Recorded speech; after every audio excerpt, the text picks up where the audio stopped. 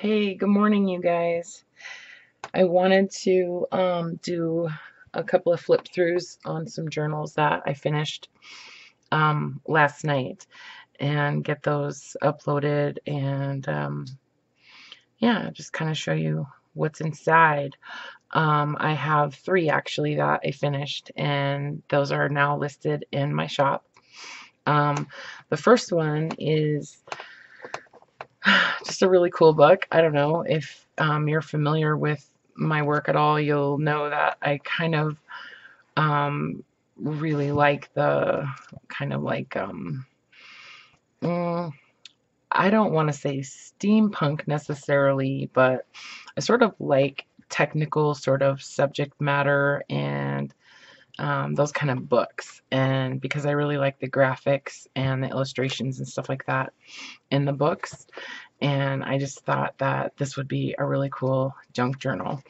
So, and I love the cover. I love the blue and white, and it's just in really good shape. Just a beautiful book. So it's basically it's two signatures. I forgot what the measurements are. Yeah, so it's 8 by a little shy of 5.5. And then at the spine it's about 1.5 inches. Now at the opening it's like 4.5 inches, so very chunky journal. It's filled with lots and lots of tags and pockets and lots of writable space and stuff like that. So in two signatures, I usually will leave the strings pretty long, just because it's a junk journal, and I'm not extremely worried about that kind of stuff. Plus, it gives you an opportunity to tie stuff on there or whatever, and just kind of make the book your own. And also, I decided that I'm going to start adding a couple of eyelets on the corners of all of my journals. One at the bottom on the back and one at the top on the front. Some of them I may add, some charms or something like that. Just kind of depends. But I definitely want to start doing that so that you can add charms and things like that in those spots if you want to. So, and this basically has like a hitch closure. It's a little knob, and then attached, closed with a couple pieces of seam binding. So let's get into it. Let's see. So, like I said, pretty chunky book. Lots and lots of tags and things like that. So I'm not going to pull every single item out of the book, but I will tell you that there is definitely some authentic vintage ephemera in the book. This is, from Yankee Stadium. It's a parking pass from 1994.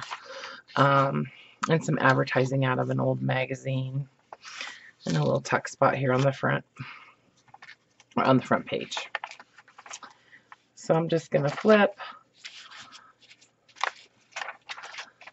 And lots, like I said, lots of pockets. Lots of coffee dyed paper. This is a book page that I coffee dyed. A few cards that have stamped images, things like that.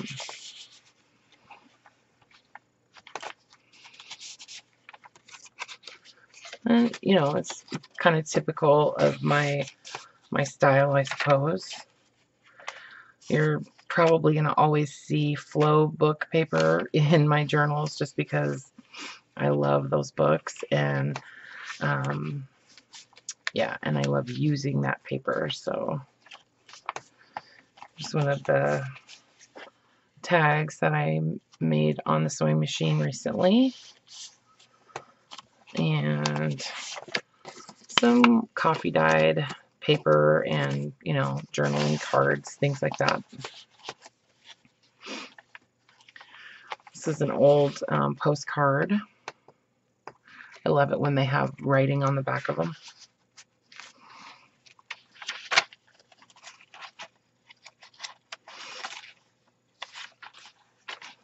Lots of, you know, places to journal throughout the book. Lots of tags, little pockets and stuff like that.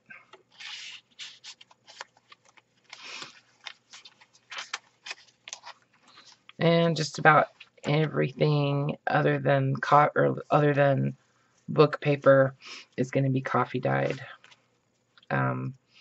Unless it's, well, I shouldn't say that. Any of the like scrapbooking paper or plain white paper, things like that, those are generally going to be coffee dyed. So, you know, and then I add like little clusters of papers and cards and, you know, ephemera throughout the book. So, coffee dyed shipping tag. And this is actually a bridge or gin score sheet.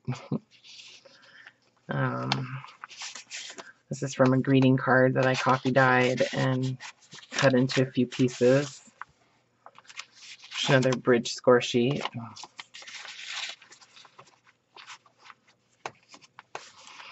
And here's the center of the first signature. Some journaling cards in each pocket. There's actually 2 in each pocket. And more of the same on the back of the center of the signature. So it's like a pocket, you know, center.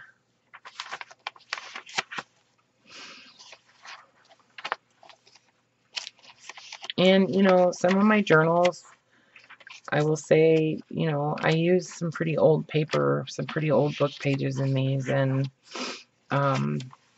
you know, sometimes they require a certain amount of TLC. You know, I'm not going to say that every single page is, you know, bulletproof. They, you know, sometimes do require a gentle touch. So, you know, but the trade-off is that, you know, there's some beautiful book paper in the book, and, you know, if you feel like something is not gonna, you know, stand up to your wear and tear, you know, get out your washi tape, you know, and put some washi tape on there if you feel like it's weak at a certain point or something. But, I mean, I don't use anything that's, you know, completely falling apart or anything like that. I'm just saying that, you know, I don't want to limit so much the paper that I can use by only using paper that I feel is going to stand up to like a toddler tearing through it. You know what I mean? So, like this book, the book paper from this old Honey Bunch book, it's real thick, heavy paper. But, you know, if you, you know, get too rough with it, it could tear. You know, I'm not going to say it couldn't. So, but I love the paper, and I think it's worth using. I mean, I do what I need to do with it. So anyway, I know I'm carrying on about that, but just coffee dyed paper, scrapbook paper, and the tag, journaling card, tag, journaling card, whatever you want to call it. Some more flow paper. This is some Braille paper from a ladies' home journal that I bought. That's a vintage Braille magazine. Little glassine bag filled with some goodies. Another little bundle of journaling cards and ephemera and stuff like that.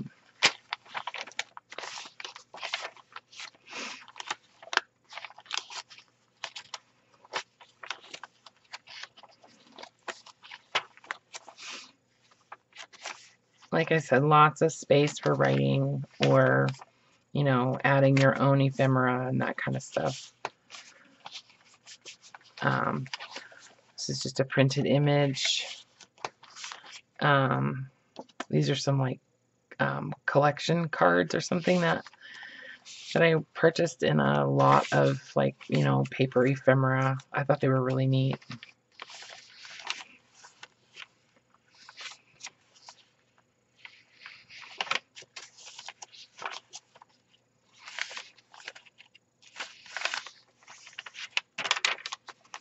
Just another bundle of cards, and there's like a I'll take this one apart. I'll take this one out. This is a little tiny tag, some coffee dyed paper,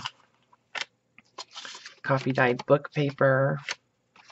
This is an old library card catalog card, an order form.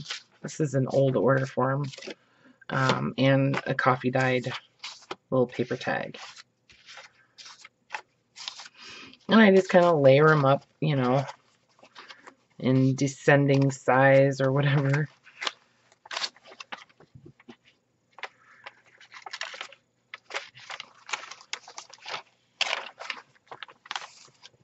And I attach little flowers and, you know, postage stamps and things like that, just in random places throughout the book also.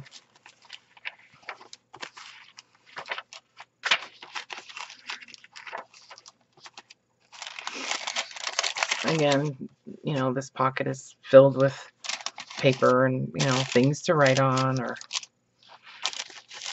it's a bit, those are big pockets, so you could add pictures in there, or pamphlets, whatever. Some advertising that I reprinted. Another piece from the Flow book for paper lovers. This is like last year's edition. Just folded up and tucked in there.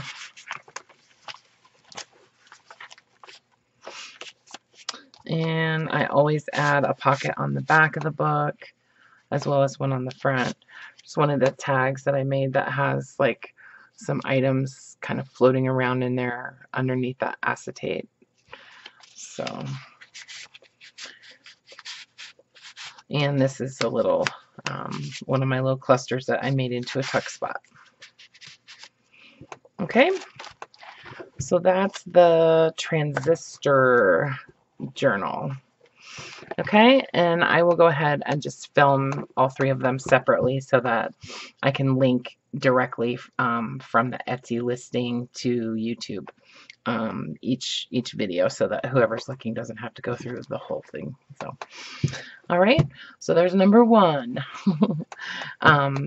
It's not called number one. It's actually called like Transistors in the shop. So if you're looking for it, that's what it's called. Transistors. Anyway. Okay. So I'll see you in a minute. Okay. Love you guys. Bye.